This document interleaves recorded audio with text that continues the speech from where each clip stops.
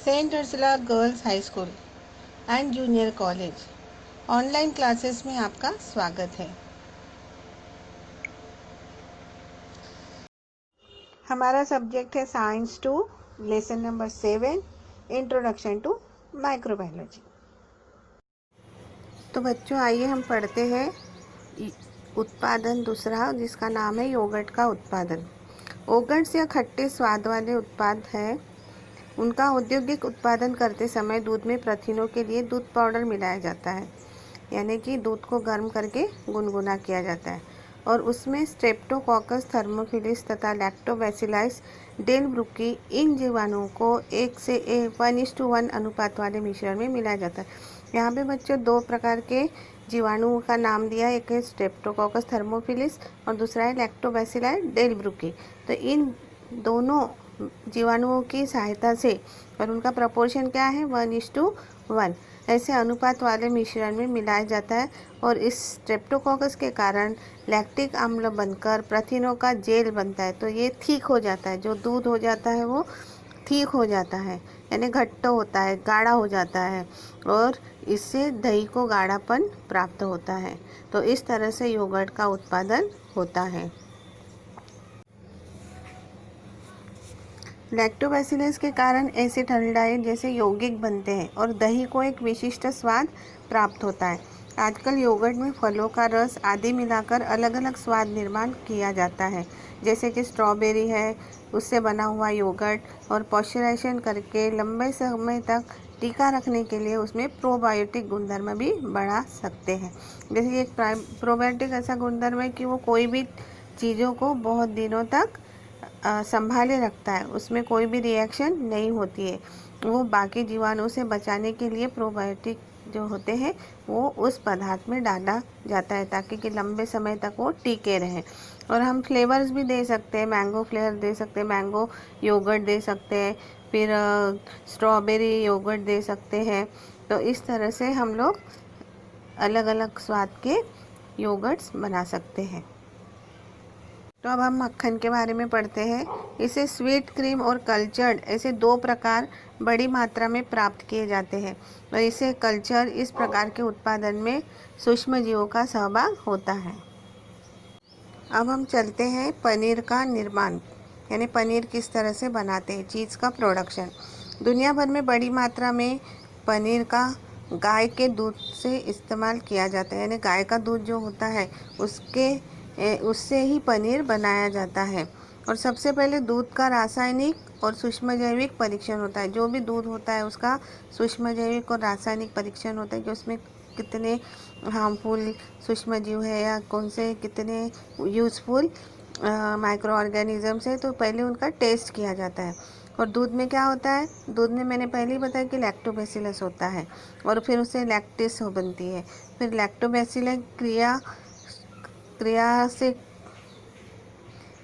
Lactobacillus क्रीमारिस और Streptococcus थर्मोफिलिस ये सूक्ष्मजीव सब मिलकर एक दूध में डाला जाता है। जो गाय का दूध है उसमें ये सारी चीज़ें डाल के मिलाए जाते हैं, यानी सारे सूक्ष्मजीव इसमें मिलाए जाते हैं तथा रंग भी मिलाए जाते हैं। इसमें जो रंग होता है वो उसमें मिलाया जाता है और जिससे दूध को क्या आता है, खट्टापन आता है। इसके बाद दही में जो पानी होता है उसको छानकर उसको अलग किया जाता है और वो पूरा पानी निकलने के बाद उसको एक बड़े से कपड़े में बांधते हैं और कपड़े में बांधने के बाद उसको अच्छे से निचोड़ते हैं और उसके बाद पूरा पानी निकलने के बाद क्या करते हैं, एक बड़ा वजन कपड़े को बांध देते हैं पोटली के समान और उसके ऊपर एक वज़न रख देते हैं। फिर जब वो पूरा जो मिश्रण है वो सेट हो जाता है, पनीर सेट हो जाता है, तो इस तरह से पनीर बनाया जाता है।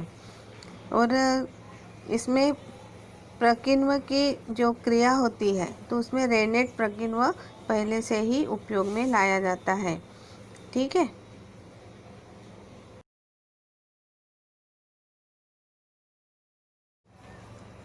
इसके बाद हम देखते हैं कि दही से पानी अलग किया जाता है, जिसके और भी कुछ उपयोग है।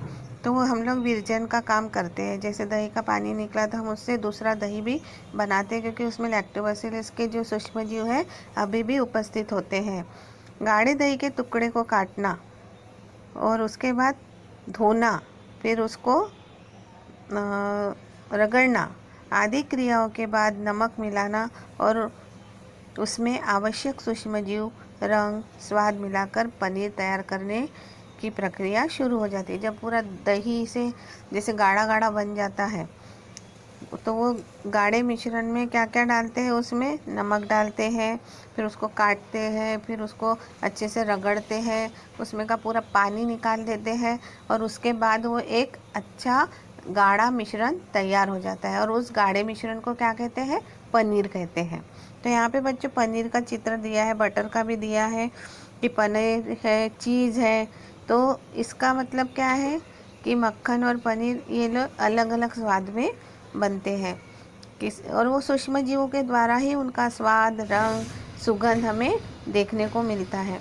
और चीज़ के बारे में मैंने पहले बताया कि जितना चीज़ पुराना होता है उतना ही चीज़ टेस्टी होता है। तो यहाँ पे एक प्रश्न पूछा है कि पिज़्ज़ा, बर्गर, सैंडविच और पाश्चिमात्य खाद्य पदार्थों में पनीर के कौन कौन से विभिन्न प्रकार होते हैं। तो बच्चों पिज़्ज़ा हमने खाया है, पिज़्ज़ा में देखते हैं कि रिच होता है, उसमें पनीर, उसमें जो चीज़ होता है वो बहुत सारा डाला होता है। वो चीज़ का नाम होता है मोज़रेला चीज़। मोज़रेला चीज़ की प्रॉपर्टी ये है कि वो जल्दी से फैलता है और कम तापमान में वो जल्दी पिघलता है और पिघलने के कारण जब हम उसका पीस काटते हैं तो उसमें से ऐसे धागे धागे निकल, एक चिक्कट धागे ऐसे निकलता है, जिससे पिज़्ज़ा का जो टेस्ट होता है वो अच्छा हमें लगता है, स्वादिष्ट लगता है। और उसी तरह सैंडविच में भी चीज़ डालते हैं, मेयोनीज़ डालते हैं, बर्गर में भी तुमने देखा होगा कि चीज़ की स्लाइस डालते हैं। तो विभिन्न प्रकार की चीज़ हम लोग अलग अलग पदार्थों में डालते हैं।